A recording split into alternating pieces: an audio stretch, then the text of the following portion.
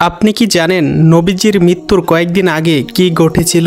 একদিন নবীজি বাকিয়া নামক কবরস্থানে তার মায়ের কবর জিয়ারত করতে যান। জিয়ারত করে আসার সময় নবীজির প্রচণ্ড মাথা ব্যথা শুরু হয়। বাড়ি ফিরে নবীজি জ্বরে আক্রান্ত হয়। নবীজির জ্বর একটানা 13 দিন ছিল। যখন নবীজির মৃত্যুর সময় ঘনিয়ে আসলো, তখন আল্লাহ তাআলা মালাকুল মাউতকে বলল, হে মালাকুল মাউত, তুমি কি জানো তুমি কার রুহু কবজ করতে যাচ্ছ?